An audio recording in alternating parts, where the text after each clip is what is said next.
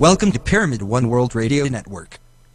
You can call in and talk to our hosts by dialing 60547257666, then dial the access code 60860, and you're ready to be part of a worldwide movement to educate everyone listening to these shows.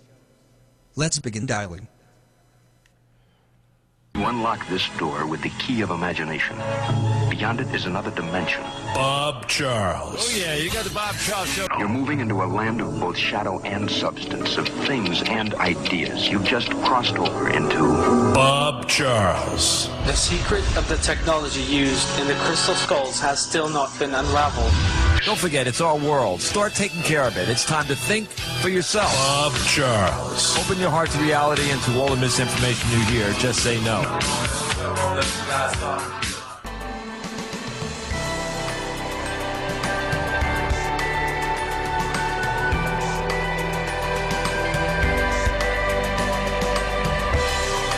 This is a Pyramid One International Network presentation.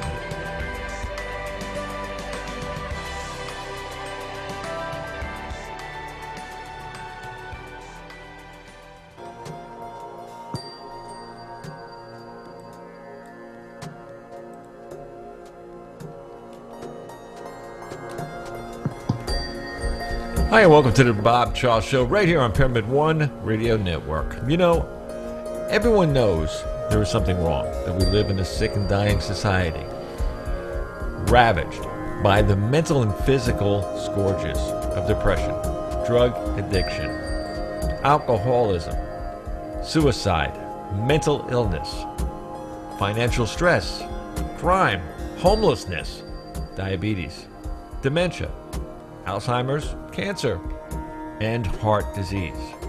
Statistics show all of these ills are at record levels, and everyone has been affected one way or the other. But what if I told you that all these diseases and symptoms of one underlying pathology, and that by treating the root cause, we can cure all these diseases all at once?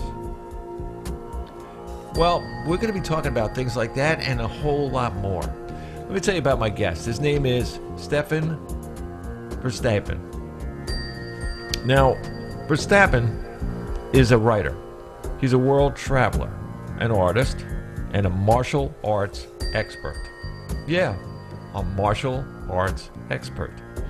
Verstappen has lived and traveled throughout China and East Asia. While in Asia, he studied Oriental art, culture, and Kung Fu.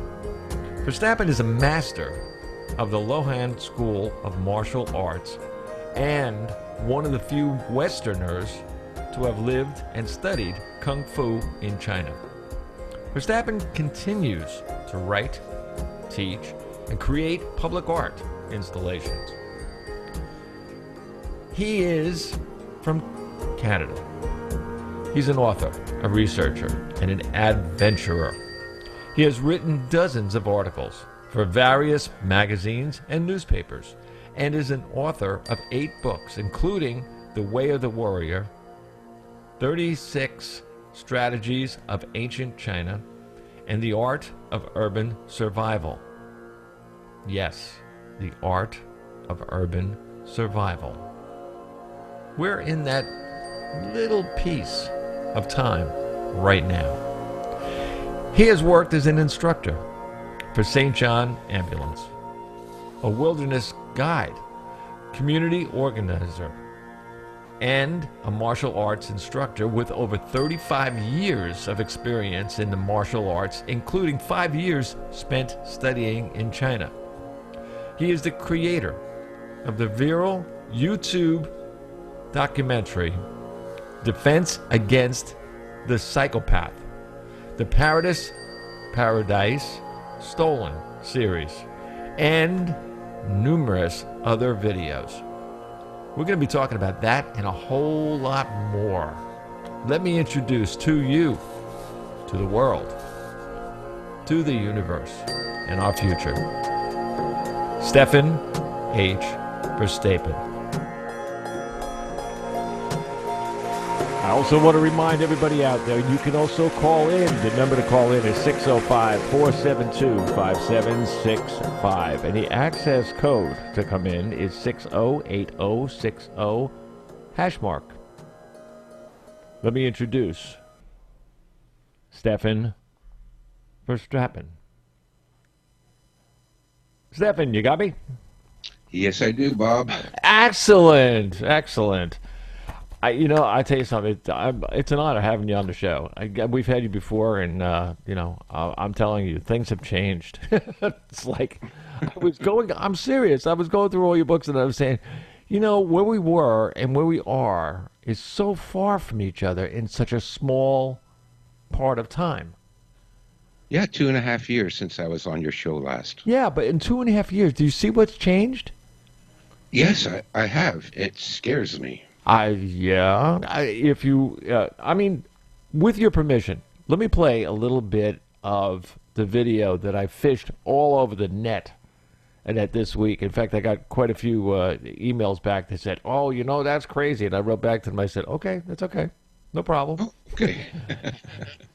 It's crazy. Okay, that's good. I've been called worse. Oh God, you don't know. Anyway. This is part of Stefan's. It's actually a video, but it's an audio video, and this is something that's on YouTube, and you really, really have to listen to it from the beginning to the end. And when you do that, have yourself a box of tissues ready, because there are things that is in this video that I've actually literally lived through, and when you put them all together, like he did, it's a story that if you really think about what's going on today and you try to think about tomorrow, what do you come up when you think about tomorrow? Listen carefully. The following story is based on true events that have happened in the past, are happening right now all over the world, and will happen to you soon. Now, when you said that, that was it, man. I already had the hair on my arms was coming up already. I'm serious. It was like, uh-oh. And you read all of this stuff constantly, like the apocalypse, is coming.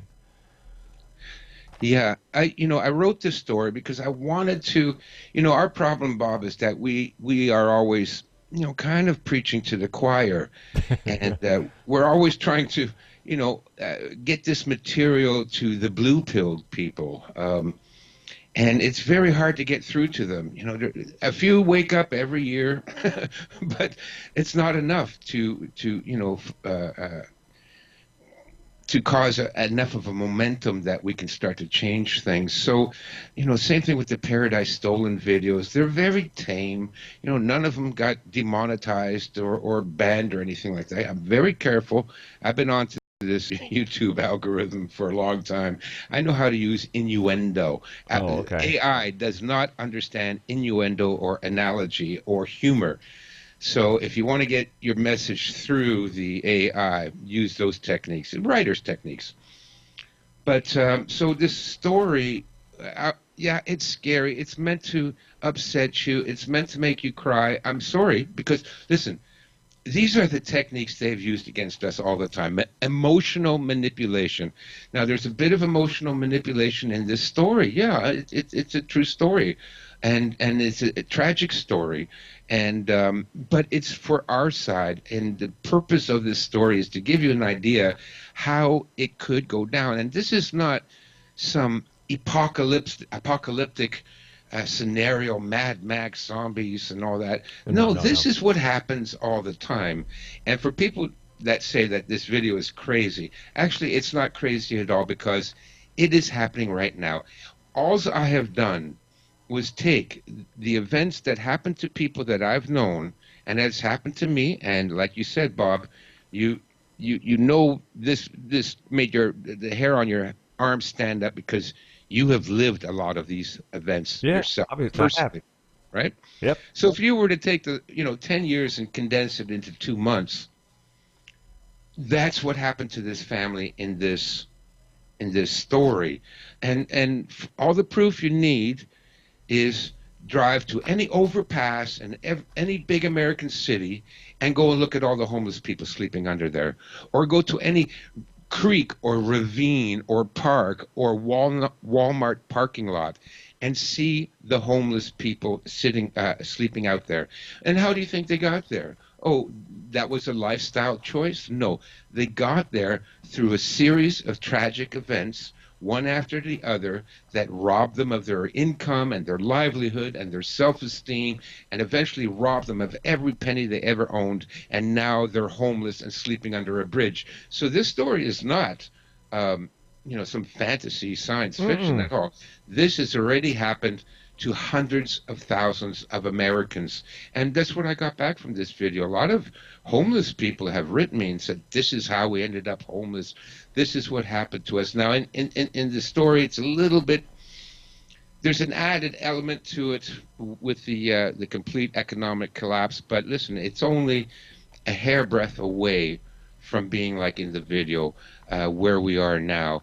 And what I wanted to show is that even if you are, a nice blue-pilled middle-class family, you think you have a secure job, you think you have a savings account, you think that the grocery store will always be open, good. Well, that's nice. But I wanted to show you that these services and luxuries we enjoy are a thin veneer, and they could easily disappear. And then where would you be?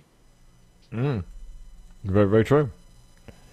I just want to tell everybody too, and what Stefan is talking about is so now it's not funny.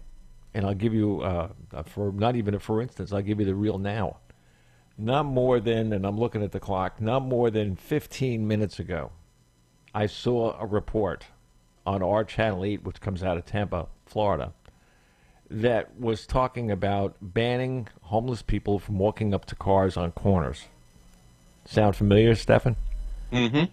They also told everybody about the statistics you need for a family to get food stamps or the EBT program. Or I forget what they gave it another name too. But the idea of it was that you could only have 2,500 is the maximum you have to have in the bank, or you can have in the bank. You have to make a whole family has to make less than $30,000 a year. And they went on and on and on. And when they did all of this, the only thing that was going through my heart was, what are they telling us? I mean, this is all over, this is national TV on these things. What are they telling us? They telling us you're going to be poor? I mean, it's really... And then right after that, the next thing they come up with was a report with a big dollar bill on a screen, and they showed you how much of that bill went to defense and how much of it went to, governmental things that the government does. And then they showed you, they go all the way across, and then they go, oh, by the way, the food stamps, and it was a sliver. I mean, sure. I could take the end of a nail and make the line, which was the food stamps. Now, but the governmental stuff and the war machines and that or whatever were 1/2 of the bill. Yeah, which is the subject of the very first video in my series, Paradise Stolen. If we took just the money that we spent on the war in Iraq, the $6 trillion that they admit to, never mind the $3 trillion that went missing, and the other $6 trillion that went missing, and the other $4 trillion they don't know what happened to. Let's just take their word for it that they only spent $6 trillion. In my first video, I make the case, and this is not to maintain all the bases and everything. I'm talking about just the money they pissed away on the Iraq war to get rid of Saddam Hussein and his non-existent weapons of mass destruction, the whole war that was based on lies that have now come out, and we know it's all been a lie and a hoax and a false flag and had nothing to do with 9/11. Anyways, $6 trillion. Now, if we were to divide that up, I make the case that that money could provide a small 2-bedroom cottage, home, cabin on, a quarter acre of land for every family in America.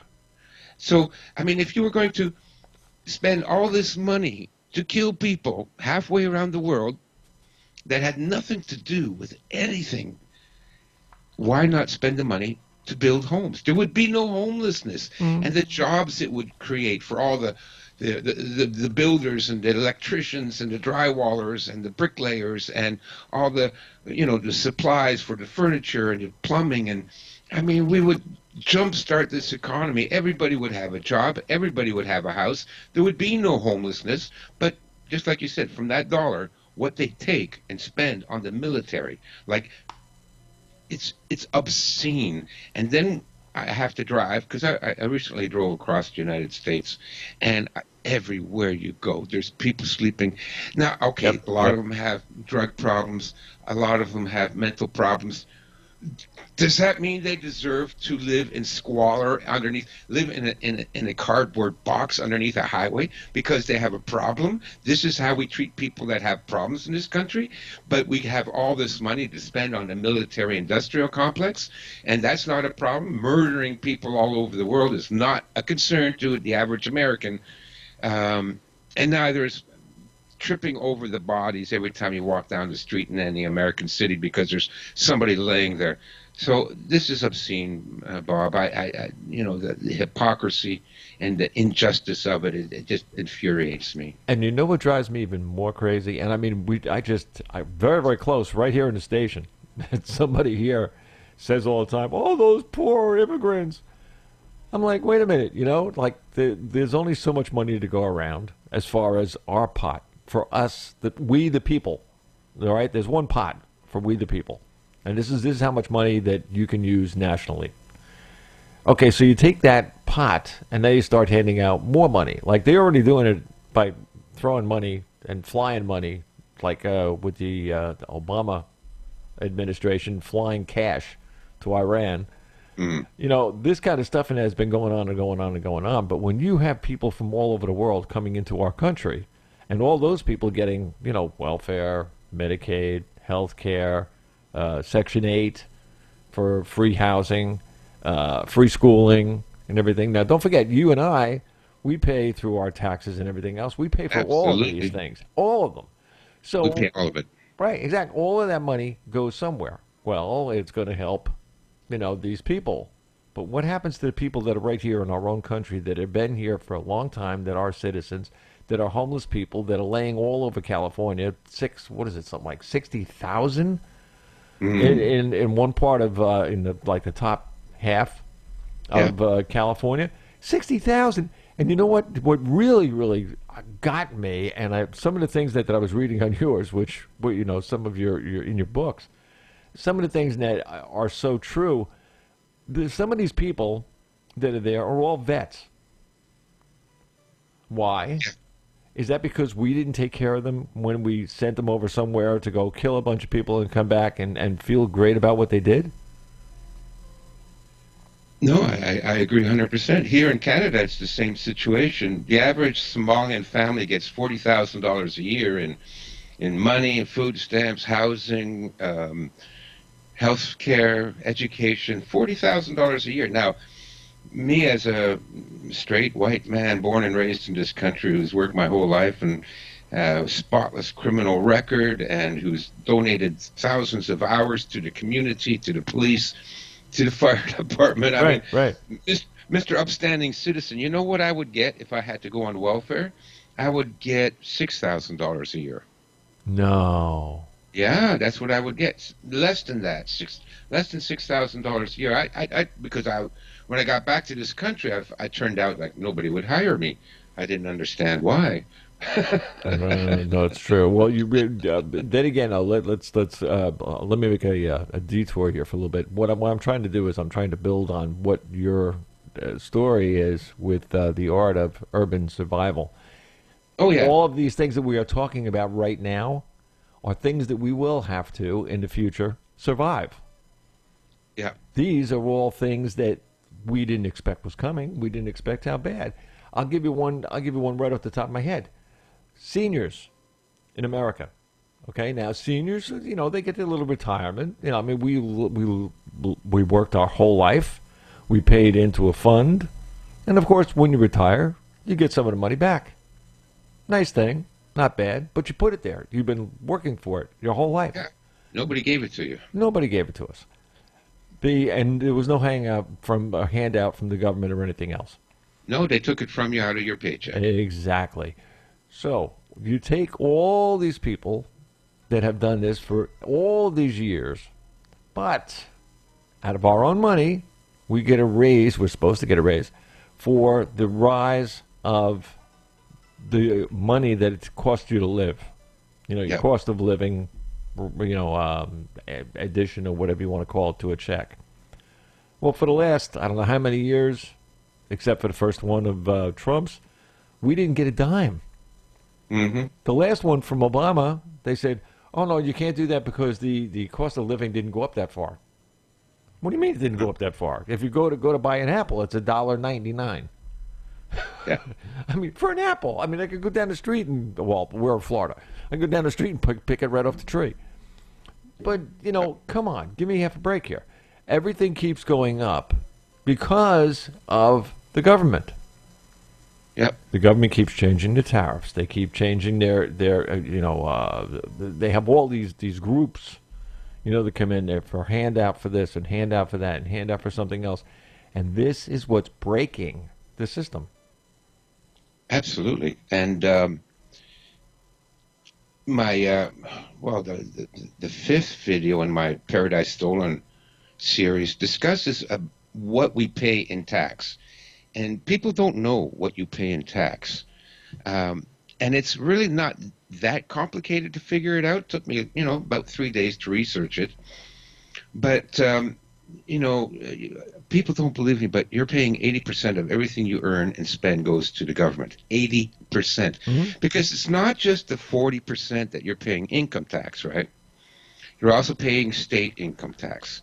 But it's also the other taxes, because a driver's license, that's a tax.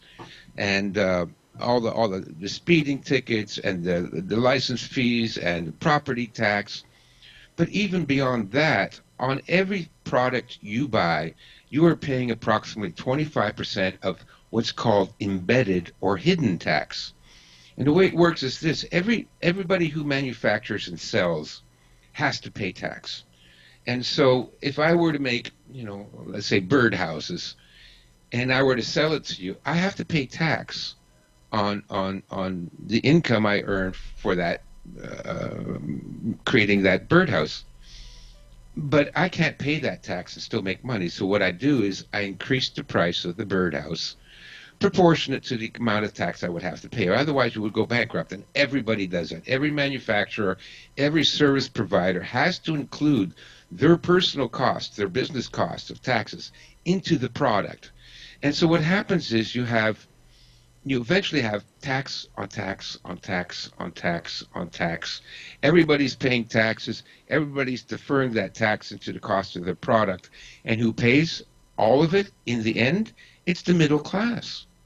You have to pay for everything. I'll give you an example. They say, right. we're going to raise the taxes on big oil companies. And everybody's, oh, yeah, happy to hear that because big oil companies make a lot of money. Let's tax them. Well, the next morning when you go to buy gas, it's 10 cents more. It's 10 cents more, right? Even before the oil companies have been obligated to pay the tax, they're already charging you the tax that they aren't anticipating. And this happens with everything. So every time the government says, we're going to tax this, no, they're always going to tax you, the middle class worker. The poor don't pay taxes because they don't make enough. The rich don't pay taxes because they have enough sneaky ways to avoid it. So it's the working class, the middle class pays everything. Isn't that a mess? I mean, it's great. You were talking about that bird, what's his birdhouse? You're right. If you sell it, you have to pay on the money that you made. You have to pay a tax. But don't forget, you also have to charge the person who bought the box the tax too. Yes. And you have to take the tax that you charged that person, and you have to send that to the state. That's right. So And you're getting it taken out of what you made plus what you sold. yes. And that's how it works. That's how this embedded tax, this what they call a hidden tax, and you can Google it. And Google embedded tax. Forensic teams of accountants cannot determine how much of a product, the cost of a product, goes to paying the tax on that product. But they think conservatively 25%. That's their conservative estimate. So now let's add it all up. 40% for your income tax, 5% state tax, add another 7%, what's called the cost of compliance, because those taxes don't pay themselves. You have to hire accountants and bookkeepers, and you have to file forms and collect receipts and all this. I mean, nobody pays me, $50 an hour to do my own income tax, but that's what it's costing me to do it. Even if I don't hire an accountant, you got to figure your time is worth money too. So another 7% in what's called the cost of compliance, which is, again, an accounting term that means how much it costs you to get your taxes in order so you can pay the government. So now 40, 70, 10, and then 25% for hidden taxes. Now we're up to 79, 80%. That's what the government takes from the middle class. You mean there's still a middle class? No, there isn't. It's going fast because the same government that's robbing us blind has shipped all our jobs over to China and India and Pakistan, and so all these people sleeping under the overpass. Well, they used to have good factory jobs. Not everybody can be an entrepreneur. Not everybody can be a middle manager or write code. Some people are just good at working on an assembly line or on a manufacturing plant. I've had jobs like that. There's nothing wrong with it's good, honest work. But those jobs are gone. They're all overseas now. So what were these people supposed to do? Well, go sleep under the overpass and then be ridiculed for being a failure in the society. But which is, a horrible thing that you throw insult on injury with the homeless. Because really they had no choice in it for the most part. And that many of them are alcoholics and drug addicts. Well, when your life has been destroyed and taken away from you and everything you've ever known and everything you've ever loved is gone, a lot of people are going to have a couple of drinks. Yeah. Yeah, I don't want to let the cat out of the bag, but for people who have not listened to that video yet that I played a little snip of in that before, at the very, very end somewhere, there's someone that literally commits suicide. And how did they get there? How did they get there? Then there was alcohol, and there was the whole 9 yards. That's what happens when you lose everything. That's why these people are sitting under the overpasses. And that's why the suicide rate in America is the highest it's been since the Great Depression. It's through the roof. And why? Well, because, look, our society is falling apart. There aren't any good jobs anymore. Nobody can speak their mind. There's no freedom of thought, freedom of religion. I mean, everybody's under this communist, political correct yoke, these chains of worrying about thought crime. And while you worry about thought crime, how are you going to get food on the table? And a lot of people don't see a way out, and they commit suicide. And I know I've worked with people that have tried to commit suicide, and it starts off with the alcohol. I'll be honest with you. Sometimes I need to have a couple of beers at the end of the day. When you face this insanity that our society has become, it can be very debilitating. And I have a couple of beers once in a while, and it helps. And I hate to say that because I don't want to encourage people to become alcoholics, but I can understand quickly and easily how that could be, get out of control. And that's why they commit suicide. That's why I'm working on this book. I'm trying to prevent all this. I'm trying to give some solutions. Has the book does the book have a name yet? It's tentatively it's called I gotta call it up here. The Complete Guide to Forming Communities for Mutual Aid, Support, and Charity. And what I hope to do is, the other thing that we, in addition to, preaching to the choir, when I watch the YouTube videos and reaction videos and things like that, a lot of it is, and it's truther videos. There's people talking about everything that's wrong, the pedophilia, the central banks, the drugs, the OxyContin plague, the ending immigration, the welfare scams, the government overreach, the bills, the cost of living. We get it from all angles. There's nowhere you can look that it isn't a horror show. But so what do we do, Bob? What do we do about it? Like, what can we do? And most of us think, well, we're helpless. There's nothing we can do. It's up to the government.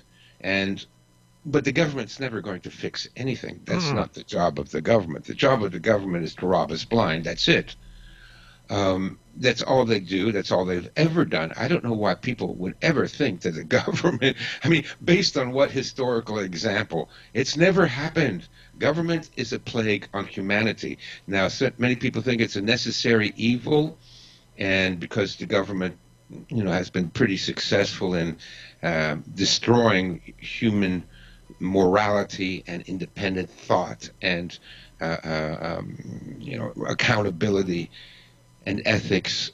So now we need the government because the government has created a nation of morons and idiots and crooks and criminals that now we need them to look after things to some degree, but without them we wouldn't have needed them to begin with. And this is part of understanding why things are the way they are. The government's destroying our society because the more they can bring us down, the more people are going to say to the government, please do something to save us, start another program, we'll pay more taxes, just save us.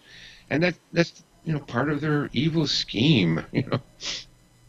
What you're saying is very true, and the other side actually of that is the only ones that could do anything for us is us.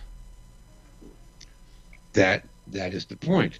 So if we are being driven apart, what we see going on now with the tearing down the statues and erasing history books and painting over murals, and you're not allowed to sing songs, you're not allowed to wave flags, you're not allowed to say you're an American, all of this stuff. Well, what it's all designed to do is alienate you from your culture and your community, so that once you are alienated like that, you have no pushback. You don't have a tribe anymore. You don't have a family anymore. You're just another lonely old woman, a lonely old guy trying to get by, trying to feed their cats. They've won. Then they have complete control over you. You have no power, and that was their intent. But the thing is, we do have power. We have a lot of power. And that's what they don't want people to know. That's why all this censorship is coming about, too. YouTube has gone crazy. And Google, it's ridiculous. I had a nature video demonetized because the word cardinal was in the description. I guess they thought it was a religious video. Maybe they thought it was something to do with the Vatican or something. Yeah, that's an AI thing that they have, because when we do videos here, like you heard the tag in the music and that came in, but we get stuff all the time that's not copyrighted anywhere. Right. So this stuff is all legal to use anywhere. Yeah. So it doesn't matter, and we're not selling anything using it. Right. We're just using it for an in and out of a show. I get these little things back from YouTube all the time that I breached this, I breached that, I breached the other thing, and I always have to write back to them and then say, look, dude, here's the video. You play it, see what it says, And then they leave it alone. Review on my cardinal video. So they looked at it and they saw it was a video about cardinals, the bird. The bird. And they proved it. But anyways, the point of all this censorship is to keep people stupid and to prevent them from realizing that they do have a lot of power. And that power is if you can work together. And I'm not just talking from a book learning. I have experienced this personally myself. Like you mentioned at the beginning, I was a community organizer. Which is funny because that's the role that Obama pretended to. Man, yes. Right? Like, what did you organize? I can point to what I've done for the community. And as a matter of fact, we were so successful. It was just a small group of us, 7 of us. We got a government grant for community, programming. We worked out of a borrowed office space. We all worked independently. And we were so successful in starting programs like after-school programs, drop-in centers, drug counseling centers, daycare centers, music performances, trips to the countryside to learn how to drive a tractor on a farm and how to farm, all for inner-city youth. And I got a phone call from the Prime Minister of Canada at the time, Pierre Trudeau. Wow, okay. Yeah, wanted to come by. And, his MP was arranging it. Kaplan, what was his name? Not Frank Kaplan, Bob Kaplan.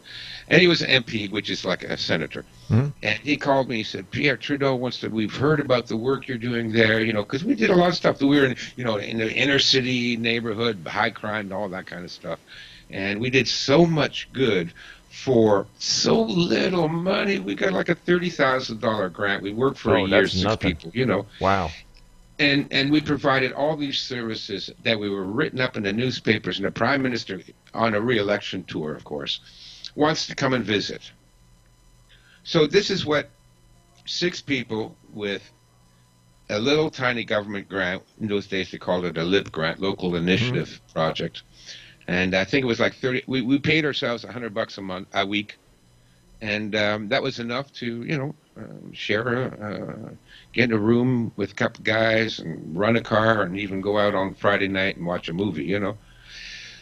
But so what 6 people could do with a little bit of money to improve the life of an entire community.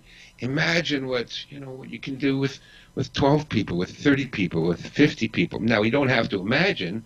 All you have to do is go back 100 years. Mm-hmm. Because before the government got involved with welfare and unemployment insurance and health insurance, government never used to provide that. That came in with the New Deal with that archdemon Roosevelt, probably the worst, most evil president in the history of the country. People don't know what this guy was about. He was a butcher, and he brought in all this welfare state. And so what did people do before that? What did Americans do if they lost their job? Did they immediately go hungry? No. They set up, and this was popular throughout the world, not just America, but England and Canada, and it crossed all borders and races.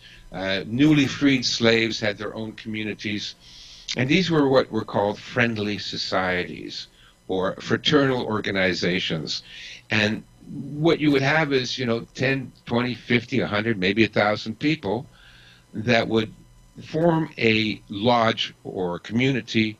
They would incorporate as a nonprofit, and for like 1 day's worth wages per month, you would get unemployment insurance, health insurance, all taken care of, funeral benefits if somebody died in your family, and emergency funds if your house burned down and you needed somewhere to.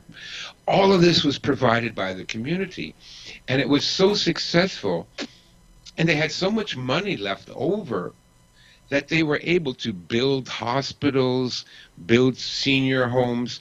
There was a group in Michigan that bought up a lot of land and turned it into a public park with a Ferris wheel and picnic tables, and they had big picnics for everyone.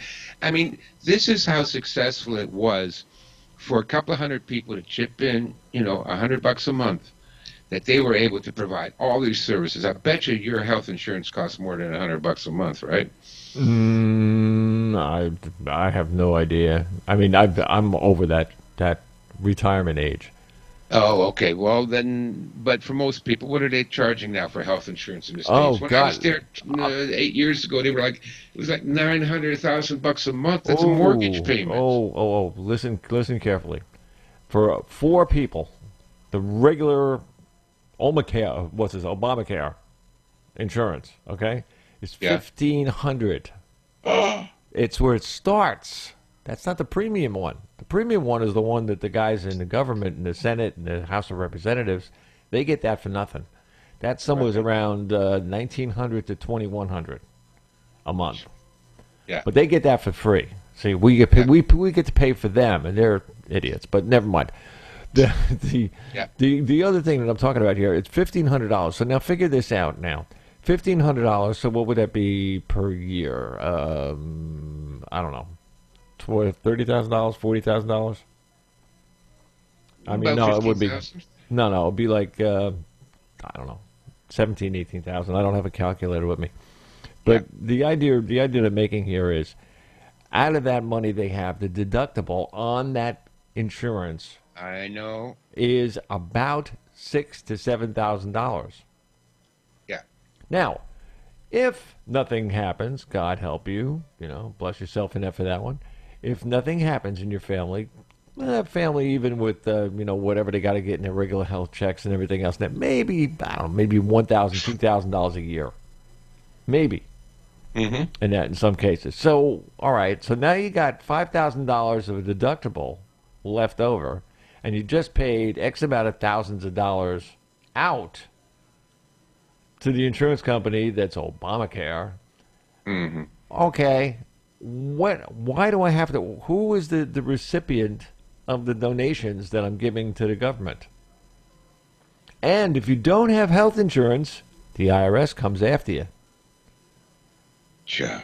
They can take everything you got to pay and get insurance. And when you do get insurance, by the way, if they tell you, hey, listen, you don't have insurance, so now we're going to, excuse the expression to everybody listening, now we're going to screw you good.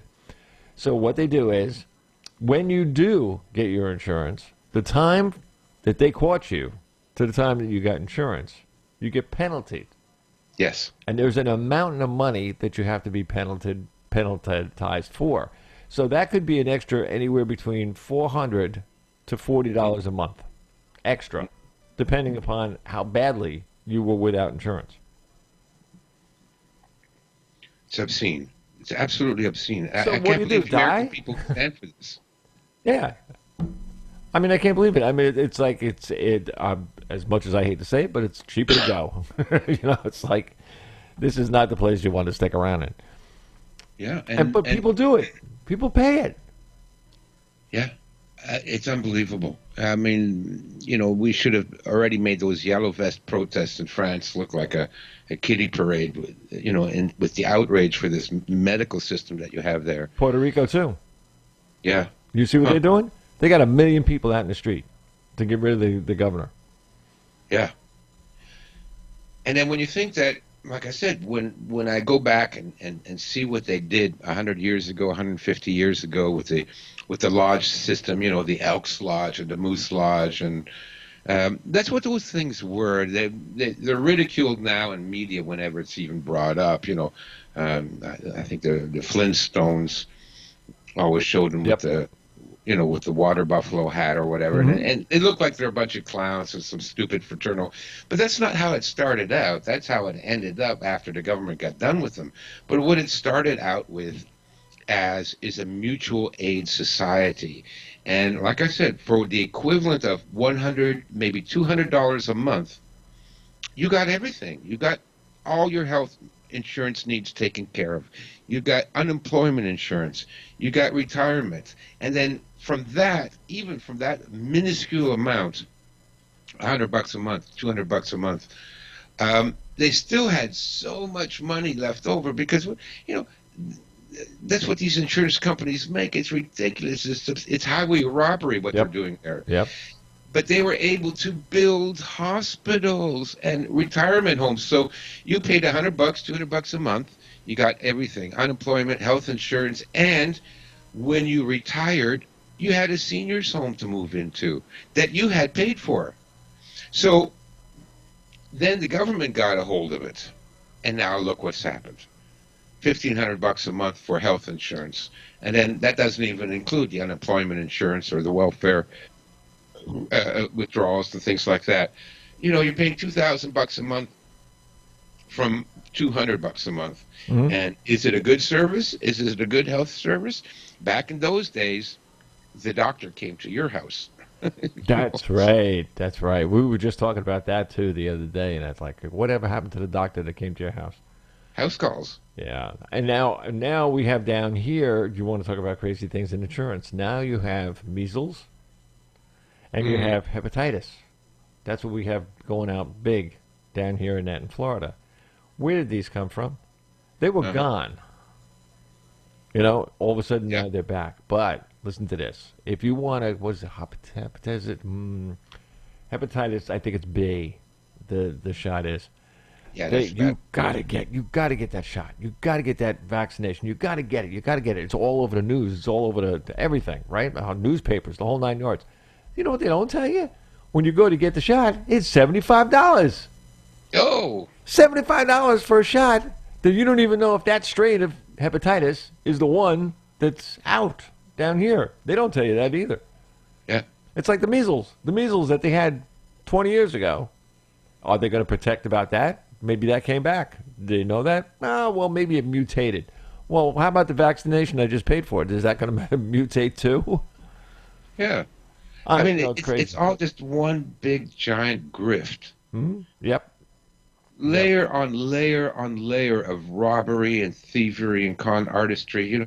So, okay, so you get your vaccine. It may or may not contain cancer viruses. I don't know. There's been reports that it might. It may or may not contain, mercury and aluminum that will cause Alzheimer's. Yeah, but it does. And so when you do get Alzheimer's, the same drug company that gave you the vaccine is standing there ready to sell you tens of thousands of dollars worth of medication for your cancer and for your Alzheimer's, and because that's all part of the grift. They're screwing us. Excuse my language, folks, but they are giving it to us in so many ways and so badly. I mean, it's ridiculous. The wealth that this country has could take care of all the problems, the homelessness, the diseases, the seniors, the people with the Alzheimer's. All of this could easily be taken care of. Hmm? They did it 150 years ago for $200 a month. So, but we got to get these con artists off our backs. That's the Well, problem. look at the cancer one.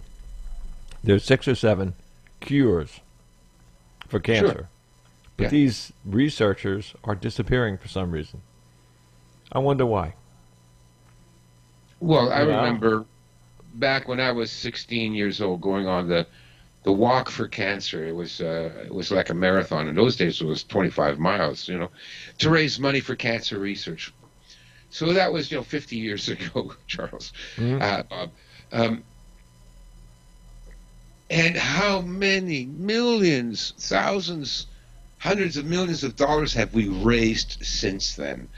In the last 60 years. Every walk for cancer, every bike for cancer, every canoe for cancer, every paddle for cancer, every, raising funds for cancer research, for breast cancer, for prostate cancer. How many millions, billions, probably in the trillions now, yeah. right? Yep. And so far they've come up with how many solutions? Still the same one. Still the same. Chemotherapy. Yep. Yeah, Same either thing. we go in there with a razor blade and we cut out everything that doesn't look right, or we poison you and hope that you live longer than the cancer lives. I mean, this is after 60 years and trillions of dollars of research money that people like you and I, the middle class again, giving of our time, giving of our money, donating, supporting. We gave them all this money, and now we get cancer, and it's like, okay, we have to poison you, and we're going to have to charge you through the nose, and you'll have to mortgage your house, and you'll probably lose your house from the medical bills. But if you live, then maybe you can, try and start again from scratch with no money. I mean, it's outrageous. I get so angry. I mean, now in Canada, it's a little different than it is here in America because they're a little bit cheaper. A little bit of the Canadians pay a little bit of money, toward hospital care. But back here, they don't. If you don't have insurance, you're excuse the expression, screwed. So you didn't say it before, but I will.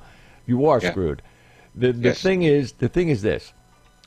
I had a friend of mine that went in for a very, very, very small little, like cancer kind of thing, and that on his arm and everything else and that. So he needed some kind of treatment or something.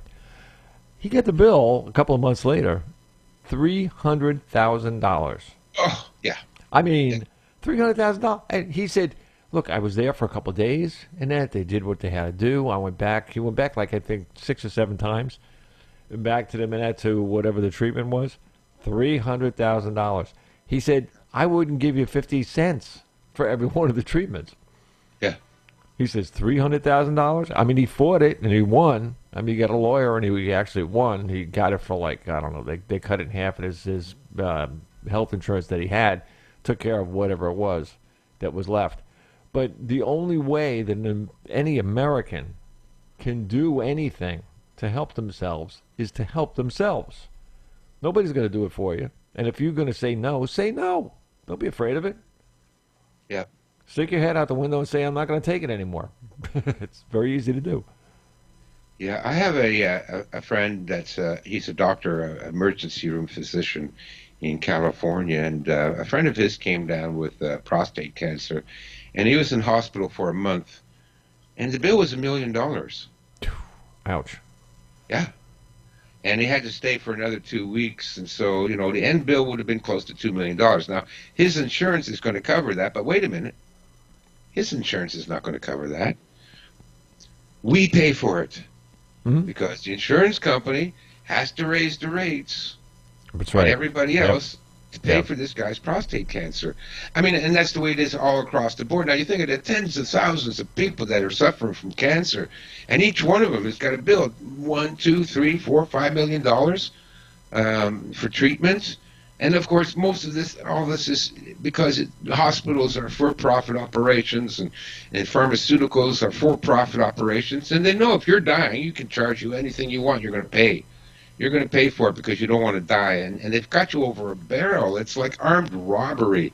They put a gun to your head. Pay us or we shoot. Pay us or you die of cancer. And so they can charge whatever they want. It's gotten completely out of control. And again, just to get back to this book that I'm working on,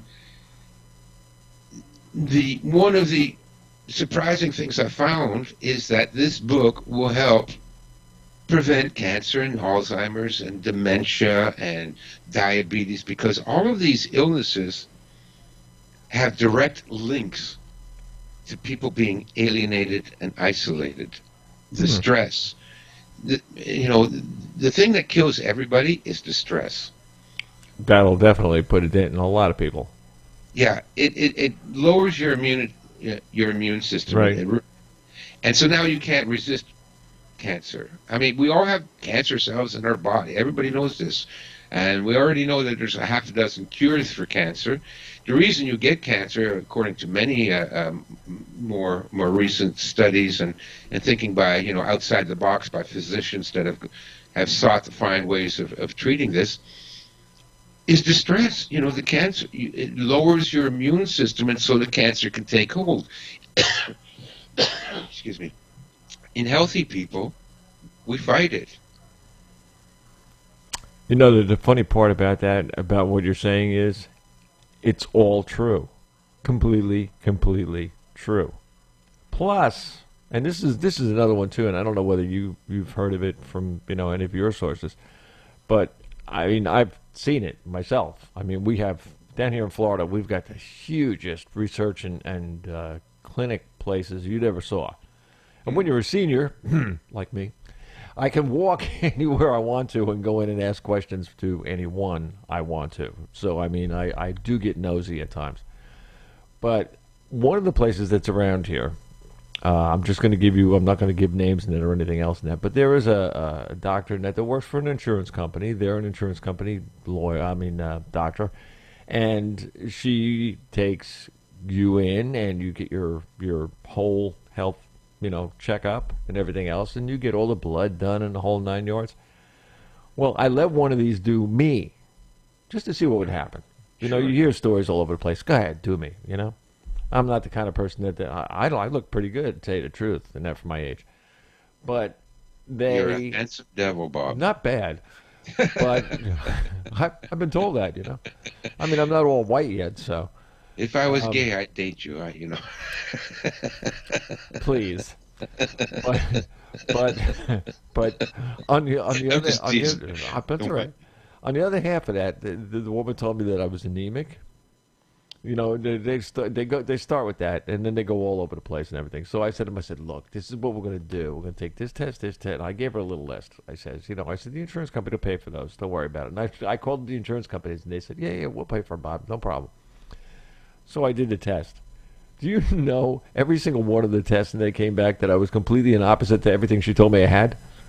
No kidding. I'm dead serious. I was like 5 different times. Like you take like a B12 test, and then you take the colon whatever it is test, but not the costovy or whatever. Now, so you just take the test of whatever you got coming at you, and you take all those tests and about the things that make your body what it is, and you look at it. And if you were anemic, then your vitamins wouldn't be as good as they are right now because and your blood, there are plenty of red cells, so you're wailing. Your white cells now are just fine, so there's no problem. Genetically wise, that you're in good shape, and it just keeps going and going and going. And I was like, why do they have doctors that just say, oh well, you're gonna die? But I wasn't dying anywhere, so. Well, that's the problem. I've become very jaded in my old age, and I believe nothing anyone tells me. Now, personally, I have not been to a doctor in 40 years. You sound like me. Last time I went was to get vaccines because I was traveling to. I had to get a malaria vaccine because I was going to East Asia, and so I needed all those vaccines. And that was the last time I've been to a doctor.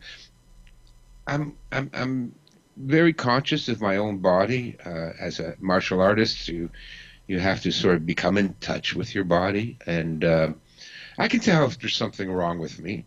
I know when I'm going to get sick, usually after a period of stress. If something was really stressful, and if I lose my temper, I will get a cold within 3 days. It's really weird because it lowers your immunity. So I don't get angry.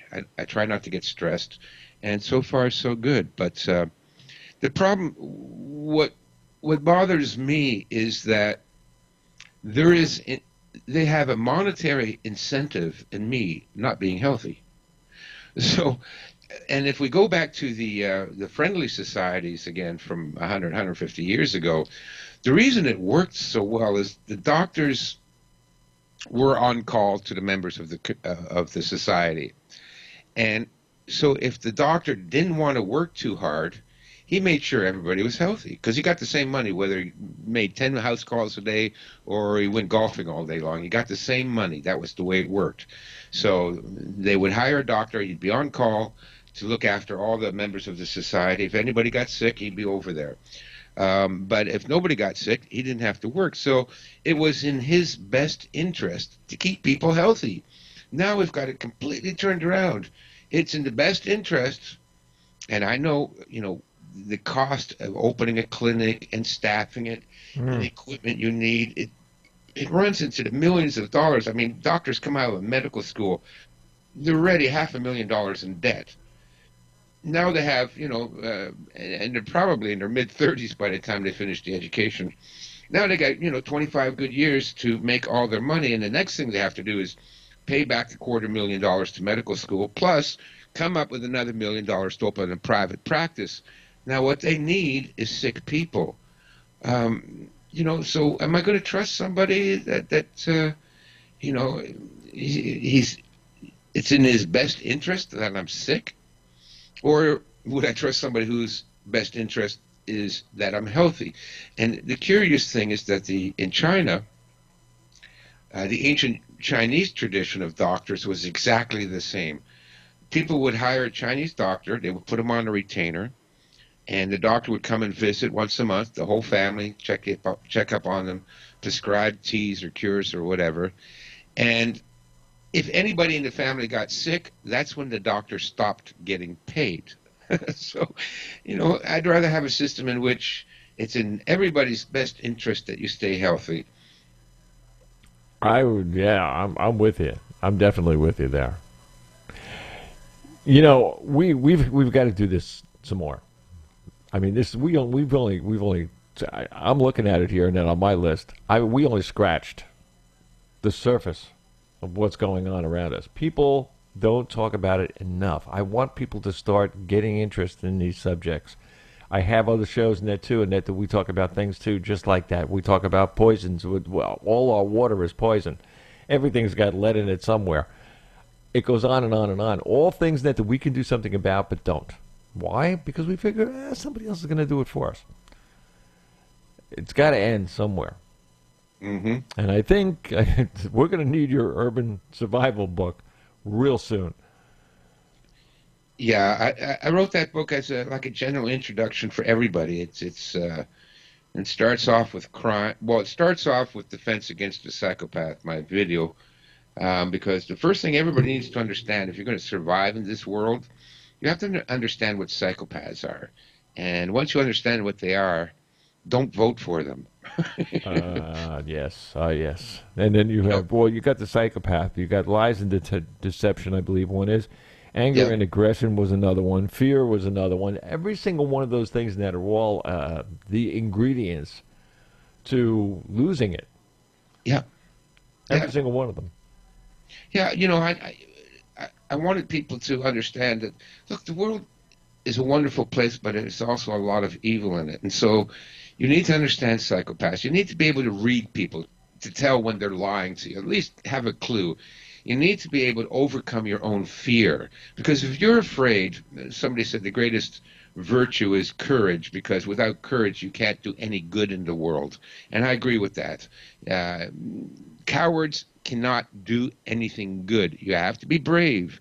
You have to put yourself out there and take chances.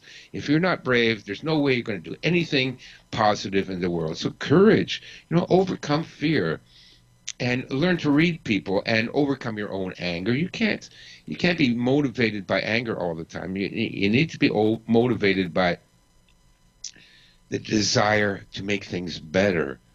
And so all that's in that book too, and then you've got all kinds of information, what to do if there's a pandemic, if there's riots, if there's war, if there's blackouts, if anybody in your family goes missing, how to quickly mount a search and rescue team to find your kids if you get separated. It's all in there, and it's very simple to read, but it will cover just about everything that might go wrong in society, from crime and violence to pandemics, nuclear war. Oh, you have biological attack, nuclear attack. Let me see now: martial law, corruption, war, escape and evade. It goes on and on and on. But all these things that I've been clicking into these areas, they're good. They really, really are. There's nothing there that you wrote that couldn't be. I mean, it's not like writing fiction. This is real. These Absolutely. are real solutions. Yeah, and what I've done is everything is like a Reader's Digest version of it. It's not too complicated. My intention was to give you enough information so that you won't die a stupid death within the first 3 days, right? A lot of people during these disasters, natural disasters, crime, things like that, they might make a stupid mistake and that will get you killed. Mm-hmm. So it's very simple. It's a Reader's Digest version. But the other thing, Bob, I've lived everything that I wrote in that book. I've been homeless. I've been on the street. I've worked with criminal organizations. I worked as a bodyguard. I worked in search and rescue teams. I worked in disaster preparedness, recreations. I, was a first aid instructor, CPR instructor, self-defense instructor. So all this stuff, it's not cut and paste from the internet. I mean, what I wrote in there is what I have personally experienced, and then researched and made sure that I hadn't made a mistake or left something out. But it's a good general book, yeah, and that's what I hope it will do, is save lives. And actually it has saved lives. I just was speaking to a lovely woman a couple of hours ago who called me and wanted to talk to me about the book, and she had listened to my video, Defense Against a Psychopath, dozens of times, she said, and she said she thinks it saved her life. Well, there you go. There you go. You know, what we're doing at even these shows now, we're touching so many people. That's excellent. It's whether or not what we say and what they understand is the spark that makes them email or call or question. I love questions. I really do. Me too. I mean, when I'm in front of people, I'd rather ask for Q&A than to go in front of a bunch of people and tell them a story. Because I can tell them a story all I want to, but I want to hear their feedback. Yeah. Because every one of them are real, just like we are. Yeah. You know? And, you know, I replied to everybody. Like I said, this woman messaged me, and she said, you know, I read the book, and can I talk to you? I really have some questions. I give my time. I like to answer questions, you know, and after I finished talking to her, she felt that really encouraged and positive again, you know. And I'll tell you what it was, and it's something that your listeners and you and I probably can relate to, and that is we often feel, those of us that know about these things, that are aware of what's going on, all of the problems, we often feel very isolated and alone because not too many people around us get it.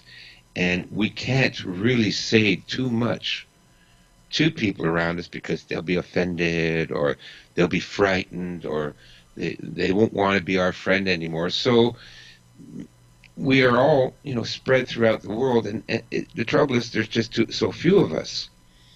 And we need to understand that it's not us that are the crazy ones. It's really the rest of the world. You know, it's a question I've asked myself ever since I was a teenager. I must be crazy because the only alternative is the rest of the world is crazy. And since the rest of the world can't be crazy, that means I'm the crazy one. Right. Well, you know, 40 years later. You're still crazy. Yeah, I'm the crazy one. And, you know, there's nothing you're going to do about that. Well, listen, how can people get in touch with you? And you definitely have to keep in touch about this book because, I mean, this is something that I definitely want to work with. Absolutely, sure. So, you know, every 3 years I do like a big project. 3 years ago I did my book, The Way of the Warrior, and I raised funds through GoFundMe, no, Kickstarter at that time. And because the thing is, you need time to develop the book and to write it and to produce it and lay out. And I can't do that and earn a living through all my little sidelines and my other freelance work. I need to focus. So I ask people to support me on a GoFundMe program. It's not a lot of money, just enough to get me a couple of months so I can finish it off. So I have a GoFundMe page. It's called How to Create a Community. And I hope to have this book out early September. And if you want to get a hold of my other books, then you can go to my website. If you order through PayPal from my website, what I do is I take what Amazon would take as a commission, and I'll give you that. So it's about 10-15% off the cost of the book, because that's what Amazon would take. But if you order it direct from me, I get the discount from a publisher's discount. I just pass the money on to you. I make the same money. You order from Amazon, you order from me, it doesn't matter. But order from me, I give you the discount. So go to my website. It's chinastrategies.com and click under books, I think, and then look for The Art of Urban Survival. It's probably your best book, the one that you need for what's coming up. And if you want to kick in $10 for an advance copy, I'm not asking for charity or donations. I'm saying if you buy a copy now, that will help me to write the book, and then when it's out, you will get the PDF copy for $10, as well as you'll get a couple of books right away. I send everybody a couple of my books. So for $10, you get like three books. And but go through my website, chinastrategies.com. If anyone wants a complete copy of how to get in touch with Stefan, I'll tell you how to do it. You write to Bob Charles Show at live.com. He is on Twitter, Facebook, YouTube. He's got a website. You can get him on an email. there's a billion ways of getting in touch. So Yes. just write to bobcharlesshow@live.com. Tell me, please send me the addresses for Stefan, and I will send them to you just like that. See, Just like that makes it nice and easy. See that? I mean, look. Let's face it. Where you came from, where I came from, and a lot of people right here in the station. I mean, we are out to do one thing, and that's to teach as many people as we can touch. That's all we want to do. We're sending love out to everybody. We want everybody to understand that we're not telling you things that are going to hurt you. Only you can hurt you. But you can help millions. Yeah. And they scratch their head and go, That's why I do it too, Bob. It's what's called noblesse oblige. Are you familiar with that term? Yes. Yeah, sure. So I'm a big, strong, healthy guy with an IQ above average. I have an obligation to do something to help the rest of the world. I mean, it's a moral principle. Wherever you go, you have to make the place a little bit better than when you first got there. Mm-hmm. I pick up litter when I go for a walk in the woods. I mentor young men. I talk to anybody that emails me. It takes me a few days to get back because I get inundated with emails, but I always answer everybody. I support what they're doing. I encourage people because really we could make this world a paradise for everyone. There's no need for all of this suffering, but we have to do it ourselves, and we work together, and we need help, and then we separate from the government and the big corporations. Then we don't need them, and they can starve, and that's the end goal. We work together, ostracize them, they starve and go bankrupt, and we have a better life for it. Mm-hmm. Absolutely. Well, thank you very much for being with me tonight. It was awesome. Oh, thanks, Bob. It was really, really good. And you have to, before this, call me, write me, whatever. You want to come on a show? Tell me. You got something to say? Tell me. You got people who you want to bring into the show to tell people? Tell me. Yeah, I got a guy. I'll bring my doctor friend with me next time. Oh, there you go. He can definitely straighten people out. Oh yeah. Definitely. And also, again, this goes back to the community because he's studying longevity and how to prevent aging. And the big key secret is people working together, people looking after each other. It prevents Alzheimer's. It prevents dementia. It prevents cancer. If you have a group of people that care about each other, it's a huge advantage. And that's what we need to do, look after each other. Fantastic. So, you have a great evening, and thank you again. Thank you, Bob. Good night. All righty. Now, to everybody out there, I want to tell you I'm not kidding. Right here, BobCharlesShow@live.com. I'll send you all the information. I'll send you all the addresses. I'm telling you, the books and everything else, and that I've read these things. They are unbelievable. All you have to do is just write me, and I'll send you everything. Thank you very much. Bob Charles and Pyramid One Worldwide Network. We're out.